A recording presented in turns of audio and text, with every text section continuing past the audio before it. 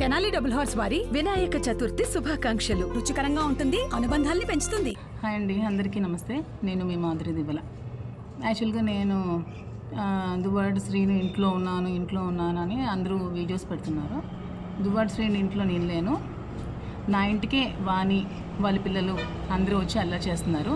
నేను ఇదివరకే మీ అందరికీ చెప్పాను, నేను శ్రీని గారికి ఒక 2 crores అమౌంట్ వరకు అప్పిచ్చానని చెప్పాను. అండ్ రీసెంట్గా కూడా తనకి డబ్బులు అవసరమైతే ఇంకో 50 lakhs కూడా ఇచ్చాను. సో ఇవన్నీ నేను ఎప్పుడు కూడా ఆశించి ఇవ్వలేదని కూడా చెప్పాను మీ అందరికీ ముందే.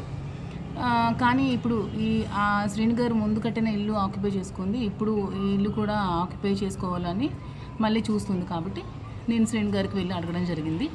అడిగినప్పుడు శ్రీని గారు, నేను నీకు అన్యాయం చేయడం ఇష్టం లేదు, నేను అమౌంట్ తిరిగి ఇచ్చే స్థితిలో లేను, కాబట్టి ఇది నా సెల్ఫ్ అక్వైర్డ్ ప్రాపర్టీ, నా కష్టార్జితం, సో నేను నీకు రిజిస్ట్రేషన్ చేసేస్తానని చెప్పడం జరిగింది.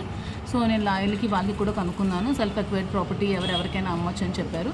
సో శ్రీని గారు నాకు నిన్న 11:40కి రిజిస్ట్రేషన్ చేయడం జరిగింది. ఇది దాని డాక్యుమెంట్. సో డాక్యుమెంట్ చూస్తారు కదా. సో ఇప్పుడు ఈ ప్రాపర్టీ కంప్లీట్గా నాది, it's my own property. So నా ప్రాపర్టీలోకి ఎవ్వరు కూడా రావడానికి ఎవరికి ఏ రైటు లేదు. తనకి ఏమైనా ప్రాబ్లం ఉంటే శ్రీని గారితో వాళ్ళు ఏమైనా లీగల్ ఇష్యూస్ ఉంటే తెలుసుకోవాలి, కానీ నా ప్రాపర్టీ దగ్గరికి ఎవరు రావడానికి లేదు. Because it's my own property, నేను కొనుక్కున్న ప్రాపర్టీ. సో పోలీస్ వాళ్ళు నాకు రక్షణ కల్పించాలి, మీడియా వాళ్ళు కూడా నాకు రక్షణ కల్పించాలి. నేను ఒక్కదాన్నే ఇప్పుడు ఇంట్లో ఉన్నాను, నాకు సేఫ్టీ లేదు. ఆల్రెడీ ఇంటికి పవర్ ఆవిడ కట్ చేసింది, మీటర్ అవి లాగేసింది, సీసీ కెమెరాస్ కూడా అన్నీ పగలగొట్టింది. నాకు అస్సలు సేఫ్టీ లేదు.